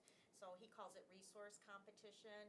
It's a little bit depressing, but I think, as Tom mentioned, he was the one that was saying for a long time that the automotive companies were in trouble, and unfortunately his crystal ball has been pretty accurate. So you might, he's almost like a financial futurist. And so you might want to make some time on a future agenda to have him come and do that presentation for you. Thank you. Commissioner McGilvray? Yeah, when a department head has a need for additional people in their department, what's the process of being able to? For personnel? Yes. So what they do is they usually start with Jordy's department, the HR department, and then Jordy's department will immediately contact our department and work specifically with Lynn and her assigned fiscal analyst. And one of the things that we'll do is we'll look to see, do they have room within their current budget and can they reallocate funds within their current budget to absorb that need? And most of the time they can. If they cannot, then we look at, are there additional outside resources that we can bring into the counties? So for example, you'll see the sheriff's department will come most of the time with amendments to their road patrol contracts. And those are self-funded usually for additional staffing because of the revenue generated from those contracts to support that. The county might have to come up in that case with some one-time monies to buy an additional patrol vehicle, an additional radio, and all the supports that come with that position. We see that as a one-time. We usually fund that out of fund balance or contingency, and it's really just an exchange of a cash asset for a physical asset is how we look at that. But that's usually the typical way to do that. Right now, I know the sheriff, it's not a staffing issue, but, well, it does have staffing implications. I know he's been talking to a lot of you about his desire for a regional training center, and we've been talking, mostly Jerry Poisson has been talking to the sheriff and his administration about all these other competing demands. So we have a 10-year capital improvement program. You'll see in that we have a futures list of about $145 million of requests that are not funded over long-term future major projects. That is one of those future major projects. So that's competing with, within that $145 million of pent-up demands here locally that we do not have funds for. And so what we'll do is when we go through this long-term financial planning project, we'll look to see, do we have room within the operating budget to bond for future capital improvements? And then we work with the different departments to see, okay, what is the next priority? I can tell you, for that discussion, Deputy County Executive Jerry Poisson has been talking to them about, okay, can you bring in other revenues? Because Oakland Community College, for example, has that CREST facility where they do training. They were able to charge local communities to do the training there. Can we do a similar model for that? So those are some of the discussions we've been having. And I know that one of the priorities from the county executive's viewpoint is to have a hardened, combined new emergency operations center and include centralized dispatch in that new facility and have that combined, because as more communities want to increase their dispatch contracts with the sheriff's department, we're running out of capacity at the current dispatch. So that's kind of some of the process that goes on. And then our department gets involved in that. Once they come to agreement on what that model looks like, then we're asked, how can we pay for it? And then that's where we try to bring our resources together and look at that long-term financial plan to see if we can come up with resources from our ongoing operations to pay for the ongoing annual debt service payments. You saw some of that process that happened when we built the new animal facility, and we did that presentation to the board about how we were going to pay for that. And so it would be the similar process. It would start with the county executive and those departments and eventually end up here at the Board of Commissioners, hopefully with the joint recommendation that we're in agreement with. And sometimes that takes years. One other question is, when they need additional personnel or additional equipment, whatever it might be, do they have to prove that they have a need for it? Yes. Because sometimes we don't see that here. Yes. And that's important to me. Yeah. Yes. You know, I was in city government before this, and a lot of times department heads didn't have to explain a need, and we would give it to them, and that piece of equipment would sit out in the yard, not ever used. Yeah. So it's important for me to be able to see the need for any equipment or additional personnel. We do that initial vetting, and if the county executive is coming down here with the other elected officials saying that this is being recommended and supported, then the county executive has been satisfied that the need is there. Where you might see disagreement is if we disagree that there is the need, or we disagree on the funding source, and then this body then tries to sort through that and tries to come up, votes on whether they support it or don't support it. All right, thank you. Thanks, Lynn. Yes, Commissioner Kowal. Thank you, Madam Chair. Just one quick question, Lynn. You mentioned that we're not structurally balanced. So with our budget, if you recall, we have the planned use of fund balance each year. Ranges, I think for 2019, it's around $33 million. And it goes down to roughly, I think, 16 million. So obviously, some of the things that we do, we budget for full employment. We budget all authorized positions. We know that we will not necessarily always, we will never achieve that. So we budget, or we do include in the fiscal plan a turnover factor. Yeah, for the long-term financial planning perspective, but not, we don't budget for turnover in the budget. So obviously, our fund balance is relatively healthy right now, right? We have a minimum, we have a fund balance policy that says our minimum target is 20% of annual operating, which represents. The long-term. Long-term target. Long-term target. I'm sorry, Larry. Yeah, that's important. Yeah. So that would be roughly $97 million by 2023. Right now, we're about $245 million, but if you look at the budget message closely in the fiscal plan, which will be updated in the near term, it talks about major initiatives that need to be done. One of the things that Lori mentioned in her opening remarks was the Workday project that utilized roughly $13 to $14 million in funding. There are other capital improvements that are needed that have been pent up over a while. So that is all being factored into that fiscal plan document. The long-term fund balance at the end of 2023 is about 20.1%.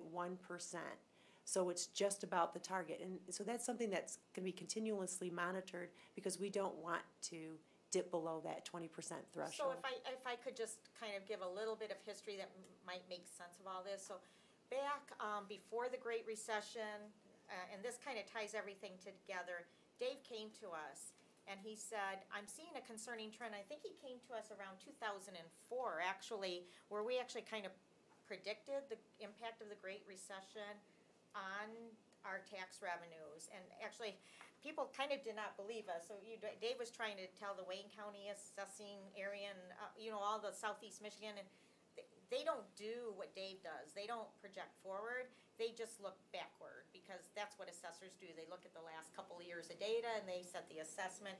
Dave does much more than other assessors do around the state in that he he's always trying to project forward based on economic indicators. So at that time, Dave came to us and said, I'm concerned because this is the first time that I'm seeing where taxable value is increasing faster than assessed value.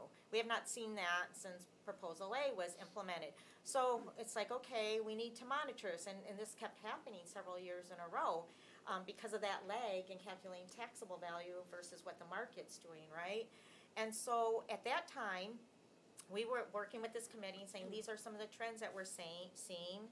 And so it finally started manifesting itself in depressed taxable values. And so we did what we called budget tasks at that time. And actually, this Board of Commissioners at that time, we said, beginning in 2008, we want to start accelerating budget reductions. Even though we don't have an issue right now, we need to start building up fund balance because we do not want to be in crisis and having to cut programs when we actually see the reduction. We know it's coming, so kind of like, what you see, that whole 7 years of, of good years offsets the 7 years of lean years. That's kind of what we were planning for at that time. We need to start setting funds aside to get through the lean years. And so at that time, actually, this Board of Commissioners said, no, we want to accelerate it in the current fiscal year, and that was in 2007. So the Board of Commissioners actually imposed those budget tasks on all the other departments and elected officials, and here is your target based on your proportion of general fund support that we want you to come back to the administration and the Board of Commissioners with your plan and how you're going to achieve that. And so with this 3-year process, we set those targets over a 3-year period. So let's say, for example, the sheriff and the county executive each had a $10 million target over that 3-year period.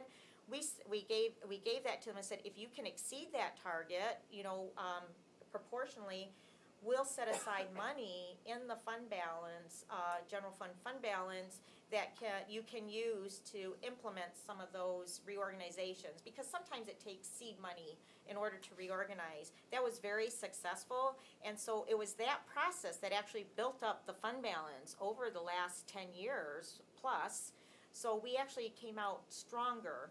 I think my word of caution is when I interrupted Lynn and I said that was our long-term target of 20%, we're above the 20% target right now, but people forget what Lynn had just said, that we actually have built into the budget use of that fund balance so that we don't have to make reduction cuts to the citizens. So some people see that fund balance and they think, oh, this is money that's available now that we can put into a building, and that new building might require more people. Well, then we're going backwards. So we are our reliance on fund balance is diminishing over that long-term period, but we are not structurally balanced yet. We will not be structurally balanced until probably, sometime, hopefully around 2025 or even later, depending on new initiatives and whether or not they're ongoing or one time.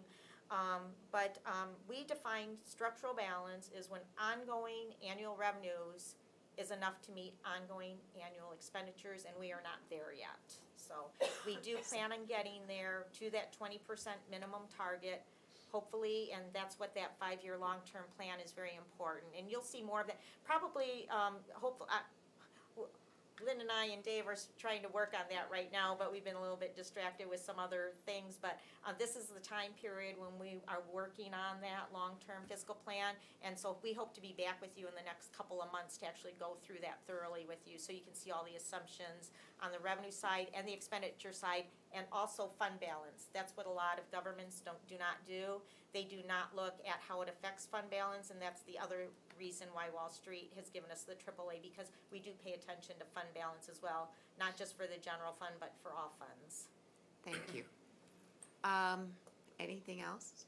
Well, I just wanted to point out a couple other things. So that fund, or that fiscal plan, is on the county's website. If you click on the county's main page, go to the bottom and click on Investor Relations. That's really a one-stop shop of all of our latest documentation and publications. So I would encourage you to read that fiscal plan. Actually, for the new commissioners, it's in your binders that you'll be getting tomorrow. We printed that out for you, and it'll be on the thumb drive that you get, as well as the fund balance policy that will be in your binder for you as well. Yeah, it'll be on the orientation tomorrow. You'll have a little cheat sheet of all the documents that we put together and what they represent and where you can find them. And if you're not a new commissioner and you want that, please let us know and we'll make a copy of that thumb drive for you as well. Commissioner Corus.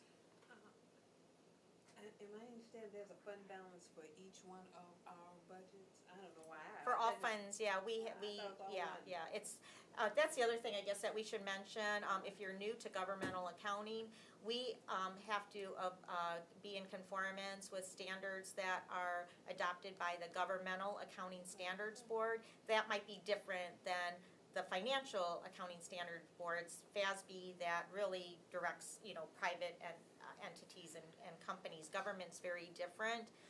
And governments do fund accounting, which is very different than in the private sector, because funds are meant to, we report differently. So while private companies, they're reporting for their stockholders about whether or not they created a profit or equity for their stockholders. We have to account to our taxpayers about where the sources of funding is coming from and how we're using it. And so that's really the distinction between governmental accounting and accounting in the private sector. I understand that. I guess today's first I really clicked that there's separate fund balance. Yeah, we Lynn's staff right now, they're trying to, she's doing a lot right now.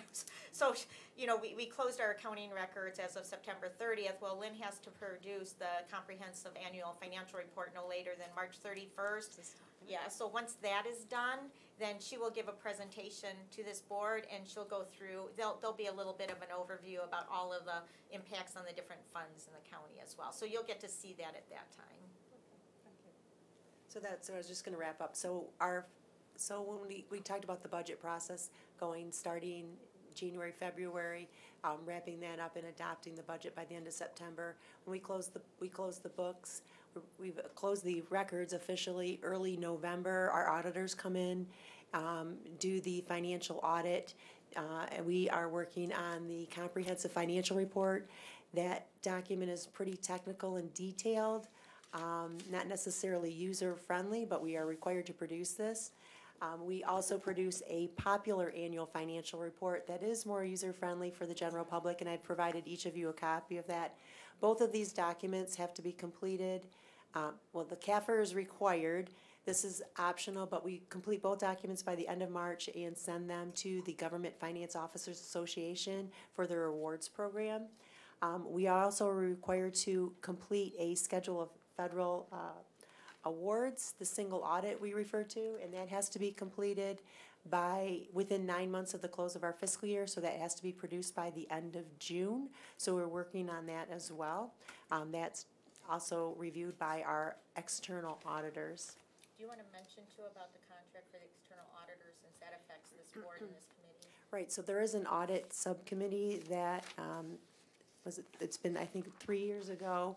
We went out to bid for our external auditors. Plant Moran is our current auditor. This will be the final year of that 3-year term. So in the past, you've had the ability to come back with a resolution to either extend that or go back out to bid. So that will have to be a decision. It is the board's contract, so the board and the audit subcommittee will need to make a determination coming up here shortly within the next several months about what action they would like to take moving forward. And that's important to know now, because if you decide to go out for RFP, then you'll probably need to determine who the RFP review committee will be, and you'll want to probably issue that soon, because they're wrapping up this past audit, but we'll need to engage external auditors before the fiscal year end records close as of September 30th, and we'll need to identify them so they'll have their audit plan in place and they can do their field work. So that's why I wanted that mentioned, so you could be thinking about that process and whether or not you want to extend their contract or whether or not you want to go out for bid. And with I know it's a lot, but with thank each, you for yeah, bearing with that. each finance committee. I'm watching, everybody's just glassing over Lynn. With each finance committee, there is as part of the contingency packet that's put on your agenda.